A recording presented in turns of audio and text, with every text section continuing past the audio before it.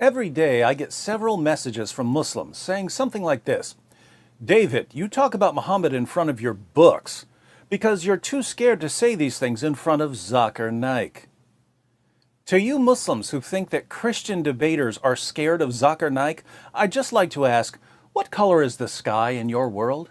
Because here on Planet Reality, ذاكر Naik is a joke.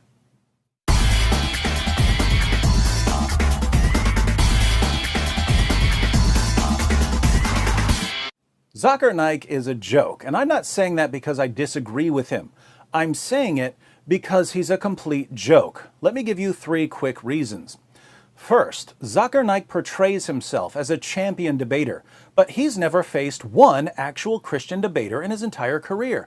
Compare Naik with someone like Shabir Ali. Shabir Ali has debated William Lane Craig multiple times. He's debated James White multiple times. He's debated Jay Smith multiple times. He's debated Mike Licona multiple times. He's debated Tony Costa multiple times. He's debated me multiple times. He's debated Sam Shamoun and Samuel Green and Jonathan McClatchy and Nabil Qureshi.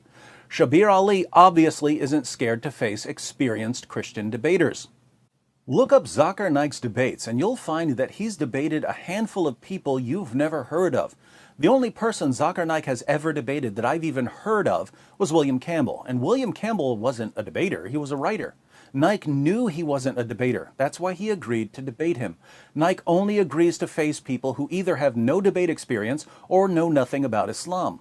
Those of us who debate regularly and who deal with Islam regularly, Naik won't come near us. And we've been challenging him for years. Here's a debate challenge we sent him nearly 8 years ago. I've challenged him to debate. James White has challenged him to debate. Sam Shamoun has challenged him to debate. Nabil Qureshi has challenged him to debate. And do you know what he says when we challenge him to debate? He says, you have to guarantee that you will show up to the debate with 10,000 people. Now, that's a strange demand. If you look at ذاكر Naik's other debates with Christians, they didn't have to bring 10,000 people to the debate. In the 2 ذاكر Naik debates I've clicked on, there were only a couple hundred people in the audience. Why did ذاكر Naik debate them? I was recently watching one of Naik's Q&A sessions, and a Christian woman was at the mic. And ذاكر Naik said that if she wanted to debate, they could set up a debate. Ask your question in 2 or 3 sentences. If it is more than 2 or 3 sentences, yes, it becomes a lecture. If you want to have a lecture, yes, sure. If you want to have a debate also, we can arrange. Can you? Okay. You can come to Bombay. Right. No, it's not Bombay. I'm in the Gambia. Why was ذاكر Naik trying to set up a debate with a random woman who stepped up to a mic at a Q&A session? By the way, right after he challenged her to debate, he changed his mind and said that he refuses to debate women. Then he said that he would be happy to debate a religious scholar. But once again, Naik didn't say anything about bringing 10,000 people to the debate. Why does ذاكر Naik's 10,000 people rule only come into play when he's challenged by people who debate regularly? If some local pastor no one's ever heard of agrees to face him, suddenly Naik is ready to debate, even if the pastor shows up with no one. This is the age of the internet. Millions of people can watch a debate online. ذاكر Naik could have a debate with a Christian in a hotel room and people around the world could watch it. Why does he selectively apply his 10,000 people rule? Because he knows that in America, most Christians have no idea who he is, so they're not going to come out by the thousands to see him debate. He knows that Christian debaters aren't going to rent the Superdome to face him because we think he's a joke. So he made up a rule that he only applies to avoid actual debaters. Why? Because he's a complete, utter, total coward, and he knows that his arguments would be destroyed by any experienced Christian debater. And what do Muslims say when we point this out to them? Oh, ذاكر Naik refuses to face you debaters because you're beneath him. Wait, all of the actual debaters are beneath him, but the people he's debated, most of whom no one's ever heard of, they were important enough for him to face? How would we know who's beneath ذاكر Naik if he's never once stood on stage with an experienced debater? How would we know? Naik is like a guy who walks outside his house, punches someone in the face, and declares that he's the heavyweight boxing champion of the world without ever facing any actual boxers. It's pathetic. What's even more pathetic is that Naik's followers are so gullible they think he's a serious debater. There are serious debaters in the world. Naik isn't one of them. Second, ذاكر Naik's ministry pays people to convert to Islam. The Hindustan Times reports The special branch of the Mumbai police claims that controversial Islamic preacher ذاكر Naik and his non-profit Islamic Research Foundation have illegally converted around 800 people to Islam by paying them using funds received from abroad.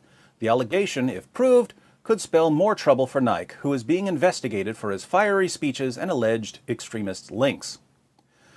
Mumbai police found that Naik's organization paid converts 50,000 rupees, some of which came from Saudi Arabia.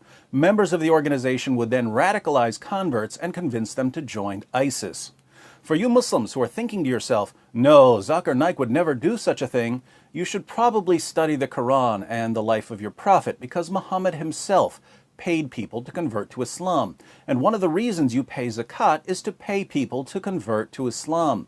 Surah 9, verse 60 of the Quran lists the various uses of zakat.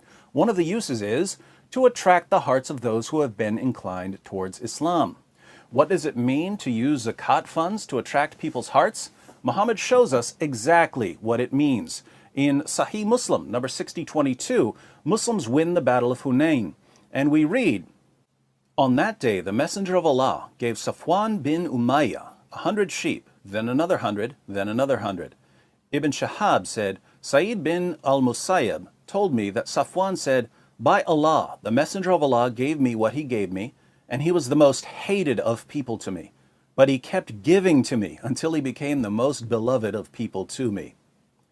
This guy hated Muhammad, but Muhammad kept giving him sheep by the hundreds until Muhammad was his favorite person in the world. In Sahih al-Bukhari 3344, Muhammad divides a piece of gold among 4 chiefs of a different tribe. We read, "So the Quraysh and the Ansar became angry and said, he, i.e. the Prophet, gives to the chiefs of Najd and does not give to us. The Prophet said, I give to them so as to attract their hearts to Islam." He was giving them gold to attract their hearts to Islam.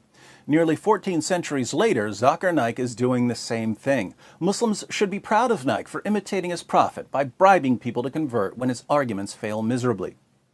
Third, a few years ago, when I was watching some of ذاكر Naik's talks to get some video clips for some shows, I was impressed that so many Muslims showed up to hear him speak when the talks were in English. I know a few Christians from one of the areas he was speaking in, and I said to them, it's cool that wherever ذاكر Naik goes, there are so many Muslims there who speak English. They said, oh, lots of the Muslims who show up don't speak English.